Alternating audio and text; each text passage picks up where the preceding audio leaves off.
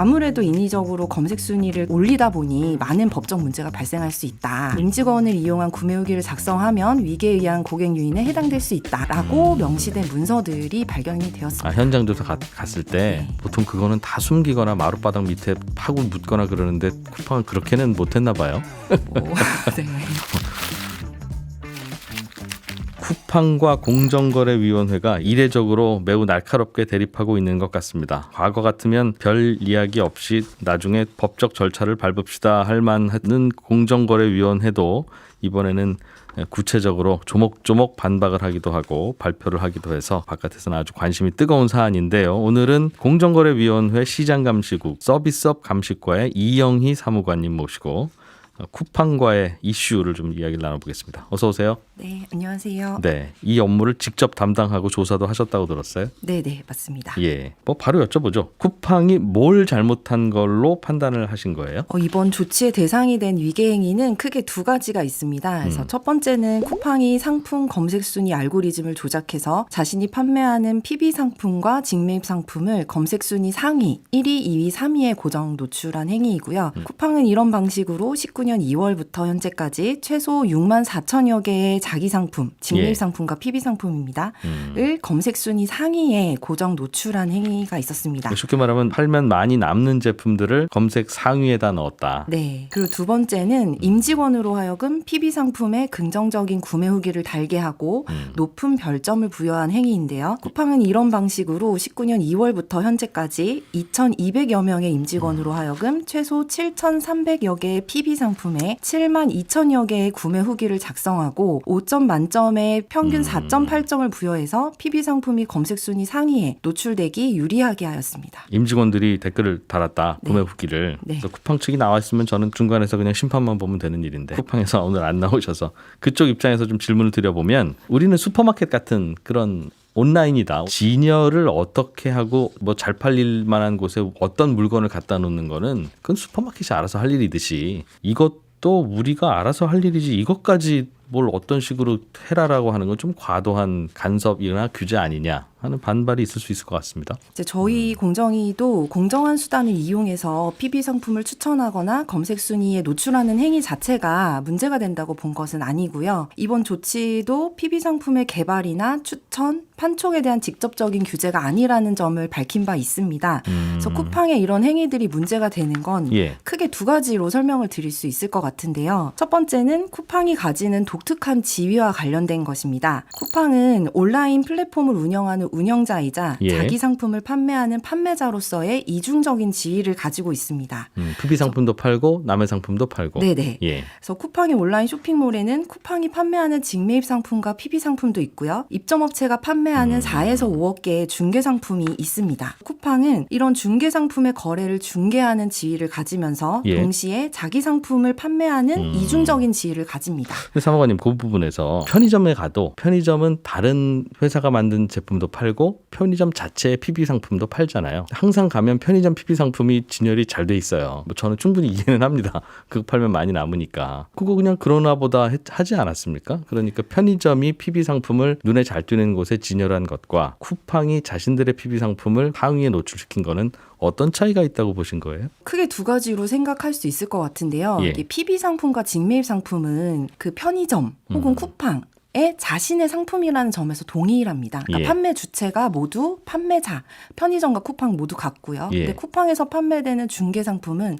판매의 주체가 쿠팡이 아니고 쿠팡의 입점에서 자기 물건을 판매하는 입점업체들입니다. 그래서 PB 상품과 직매입 상품은 쿠팡의 상품이고요. 중개 상품은 입점업체들이 판매하는 상품이라는 점에서 편의점과는 좀 다른 점이 있습니다. 그 편의점도 예를 들면 뭐 농심 새우깡 잘 팔리는 거니까 대표적으로 갖고 왔는데 그거를 그냥 알아서 진열하시고 알아서 파세요. 잘 팔리든 안 팔리든 우리는 수수료만 받아요 라고 하는 방식이었다면 그조차 공정하게 했어야 되는데 그건 편의점이 다 갖다가 사다 놓고 본인들이 알아서 파는 거니까 그건 간섭 안 한다는 말이군요. 네네. 그런 점에서 마트, 편의점과 쿠팡과는 좀 차이가 있고요. 소비자들도 오프라인에서 진열되어 있는 그런 상품들의 위치가 해당 상품이 뭐 판매가 잘 된다든지 혹은 소비자들한테 호응이 좋다든지 이렇게 인식하고 있지는 않기 때문에 때문에 예. 온라인 쇼핑몰에서의 검색 순위와는 차이가 있다라고 보고 있습니다.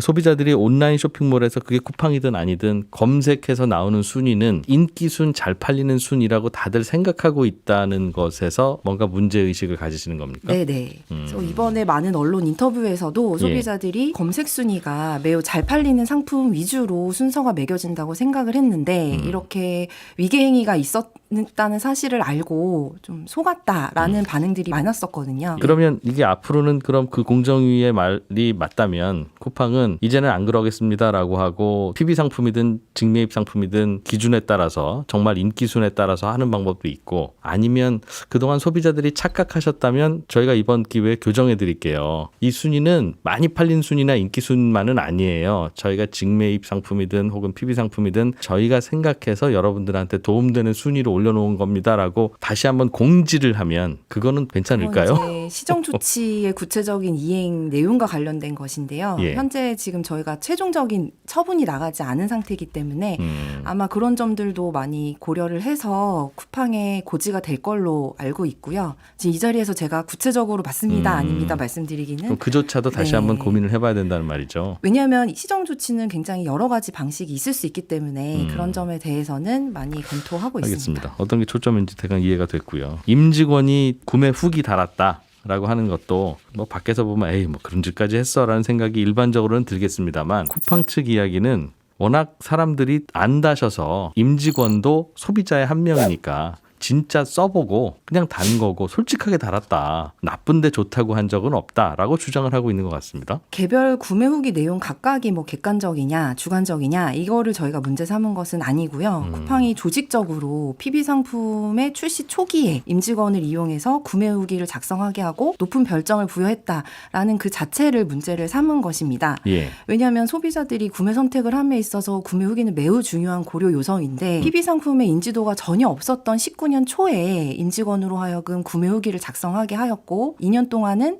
임직원이 작성한 구매 후기라는 사실을 밝히지 않고 뒤늦게 밝힌 거예요? 네, 저희 현장 조사가 시작된 이후에 개별 구매 후기 제일 하단에 이제 임직원이 작성했습니다라고 밝히면서 소비자들은 여전히 임직원이 작성했다는 사실을 좀 알기 어렵고 구매 후기 수나 아니면 평균 별점이 검색 순위 산정에 반영이 된다는 사실도 소비자들이 알기 어려웠다라고 판단하였습니다. 그럼 다른 일반 회사들도 본인들이 만든 상품을 어떤 쇼핑몰에든 팔면서 임직원이 후기를 쓰면 그 자체가 불법이거나 규제를 받는 사항인가요? 그렇게 보시는 건가요? 구체적인 다른 상황들도 같이 고려를 해야 되기 때문에 일률적으로 말씀드리기는 어렵지만 온라인 플랫폼 같은 경우에 자신들의 임직원을 이용해서 구매 후기를 달게 하는 경우는 없다라고 저희가 파악을 하고 있습니다. PB 상품이라고 하는 게 이제 보통 쇼핑몰들이 자체적으로 상품 만들어서 이 간장이나 이 간장이나 똑같은 건데 이거 뭐 브랜드 값이야 비싸라고 하면서 이제 하나씩 둘씩 만드는 거 아니겠습니까? 근데 소비자 입장에서는 그런 게 잘 팔리고 그런 것도 이제 기존 제품과 경쟁을 하는 게 궁극적으로는 경쟁을 늘리고 그래서 소비자들에게 효익을 더 가져다 준다는 차원에서 PB 상품 자체가 나쁜 건 아닌 것 같은데 홍보하는 과정에서 뭔가 편법이 있었다는 말씀이신 거겠죠?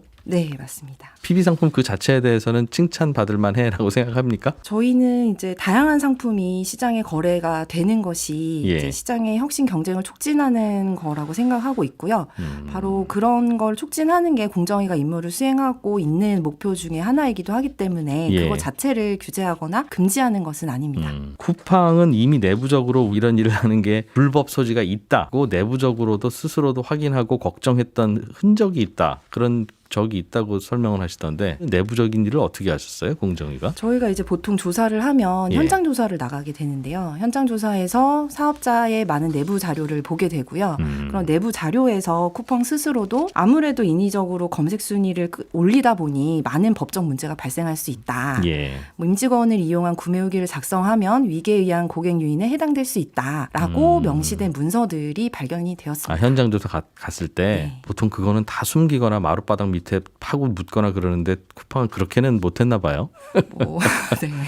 어쨌든 꽤 저희가 많은 것을 들켰군요. 발견되었고요. 확인을 했습니다. 이게 쿠팡 쪽에서는 공정위 말이 뭔지는 알겠는데 전 세계적으로 유통업체가 상품 진열하는 방식에 대해서 시비가 걸려서 규제를 받고 과징금 받은 건 세계 최초다. 너무한 거 아니냐라는 입장인 것 같습니다. 과거나 혹은 최근에는 이런 것들을 다 규제하는 흐름이긴 합니까? 아니면 쿠팡이 억울할 만도 합니까? 온라인 플랫폼의 반칙 행위에 대한 제재는 예. 우리나라뿐만 아니라 전 세계적으로 지금 일어나고 있는 추세이고요. 미국이나 EU 같은 주요 경쟁 당국들도 구글이나 아마존 등의 반칙 행위에 대해서 엄정하게 법을 집행해온 사례들이 많이 있습니다. 대표적으로 EU에서는 구글에 대해서 검색 엔진과 안드로이드 운영 체제를 이용해서 경쟁사들을 불공정하게 차별한 행위에 대해서 17년부터 19년까지 세 차례에 걸쳐서 약 11조 원의 과징금을 부과한 사례가 있었고요. 현재 미국에서도 구글이나 아마존, 애플에 대한 반독점 소송이 진행 중에 있습니다. 역시 검색 결과나 진열 방식에 대한 시비였어요. 그것도. 다양한 행위들이 있었는데요. 예. 아마존 같은 경우에는 자기 상품을 바이박스라는 그 공간에 우선 노출하는 행위에 대해서 미국에서 지금 반독점 소송이 진행 중인 걸로 알고 있습니다. 그조차도 유사한 이슈이긴 하네요. 네네, 그렇게 보고 있고요.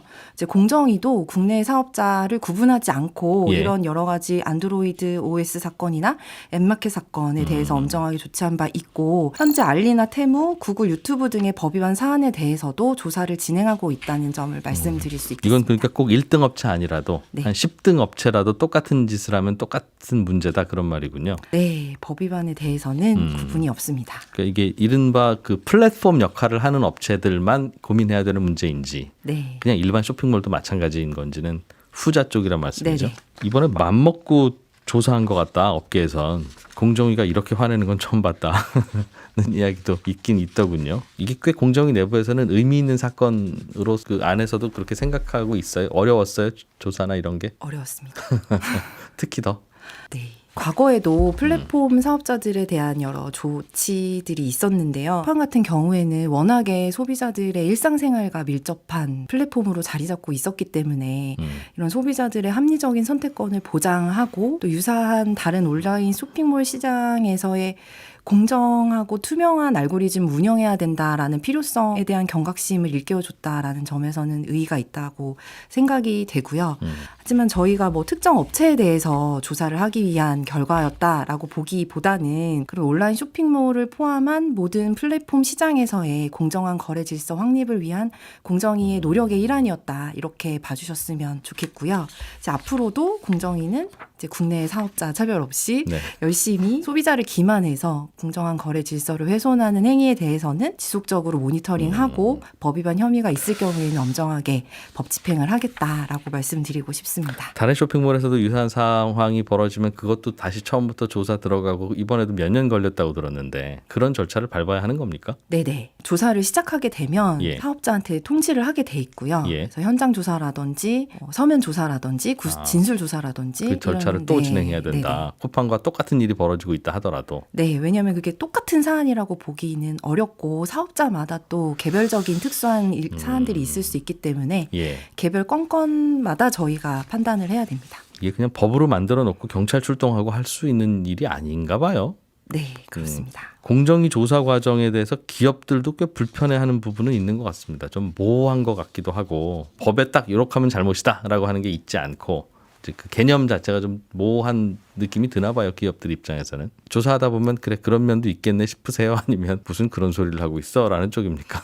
어려운 질문인 것 같은데요. 네. 일단 저희도 많은 사례들이 나왔을 때 이런 것들을 기업들한테 많이 알리고 이런 행위는 법 위반에 해당될 수 있다는 거를 홍보하기 위해서 많은 노력을 하고 있고요. 예. 이제 지침 같은 이제 하위 규정에 구체화시켜서 또 예측 가능성을 높이려는 노력도 함께 하고 있습니다. 그래서 그런 것들을 기업들도 모르지 않을 거라고 생각이 되고요. 그래서 기업 스스로도 자체적으로 법 위반을 하지 않으려는 노력들을 하고 있다라고 저희도 알고 있습니다. 이 온라인 플랫폼들에 대한 규제는 전 세계적으로 한 해 한 해 시간이 흐를수록 더 강화되는 것 같다는 느낌이 들어요. 즉 뒤집어 말하면 몇 년 전에는 넘어갔던 일에 대해서도 구글이나 아마존이나 이런 것에 대한 규제도 새로 생기는 것도 같고 트렌드가 그렇게 흐르는 건 맞습니까? 네, 미국이나 EU 같은 경우에 플랫폼 사업자들을 규제하는 법안들을 발의하고 실제로 예. 입법한 사례들도 있었고요. 이제 이렇게 규제가 강화되는 추세라고 느껴지는 이유 중에 하나가 그만큼 이 플랫폼 사업자들이 이 국민들의 생활에 밀접한 영향을 미치고 있다. 그리고 국민들뿐만 아니라 다양한 사업자들한테 영향을 미치는 시장의 경쟁에 굉장히 영향을 많이 미치는 사업자들이기 때문에 그러한 추세에 있다라고 생각이 됩니다. 오늘은 공정위에서 나오셔서 대화를 하다 보니 마치 이게 뭐 잘못이 확정된 것 같은 느낌은 드는데 뒤에 재판은 받아봐야 된다면서요? 또 이게 이제부터 나 사법적 절차를 밟아보겠습니다가 가능하다던데 남은 일정이 어떻게 됩니까? 네, 저희가 이제 의결서의 형태로 최종적인 처분이 나가게 되고요. 예. 그 처분을 받아본 당사자, 이제 피시민 쿠팡이 되겠죠. 쿠팡이 앞으로 불복 절차를 진행을 할지 여부를 결정을 할 것 같습니다. 그래서 쿠팡이 소송을 진행하겠다라고 밝힌 만큼 아마 행정소송으로 가서 법원에서 최종적인 판단을 할 것으로 생각이 됩니다. 행정소송은 역시 보통 일반 재판처럼 대법원까지 가면 3심을 3번 판단을 받아볼 수 있는 거예요? 공정위가 1심의 기능을 지금 담당하고 있고요. 아, 그래서 이번 판결이 이번 공정위의 조치가 1심 재판과 같다. 네, 준하는 판단을 한 거고요. 예. 그래서 법원에 가서 지금 2심부터 진행이 됩니다. 거기에서 결정이 나면 이제 세 번째 대법원으로 가는 게 네. 이제 마지막이 된다는 네네. 거군요. 공정위에서는 이렇게 해서 저희가 조사하고 처벌했습니다라고 하는데 나중에 이렇게 행정소송으로 가면 소송 결과가 바뀌거나 하는 경우가 엉엉 있습니까? 아니면 어떤 정도입니까? 행정소송에서 판단이 달라지는 경우도 있다고는 알고 있는데요. 네. 공정위 승소율이 압도적으로 높은 것으로 제가 알고 있습니다. 승소율이 한 80에서 90% 가까이 될 겁니다. 그렇군요. 네.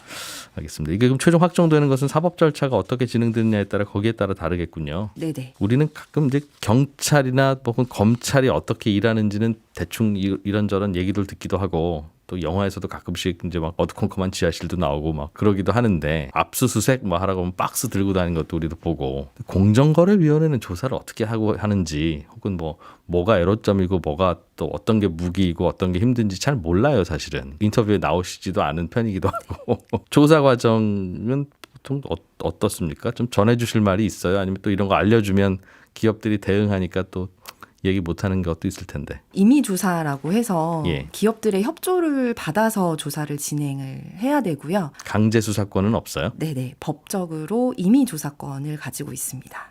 아, 그러면 회사 못 들어옵니다라고 해도 할 말은 없는 겁니까? 그렇지는 않고요. 저희가 구체적인 조사의 목적을 밝히고 피조사인에게 조사에 협조하도록 요청을 하고 있기 때문에 예. 합리적인 이유 없이 조사를 거부하거나 방해하게 되면 거기에 대한 벌칙 조항은 별도로 있습니다. 그래서 가끔 그래서 물리적 충돌도 종종 있고 한 게 그래서 그렇군요. 이게 강제적으로 어디까지 할 수 있느냐의 문제라서. 임의조사기 때문에 예. 강제로 저희가 할 수 있지는 않고요. 협조는 해야 네네. 되는데 네. 협조할 의무는 있다. 네네.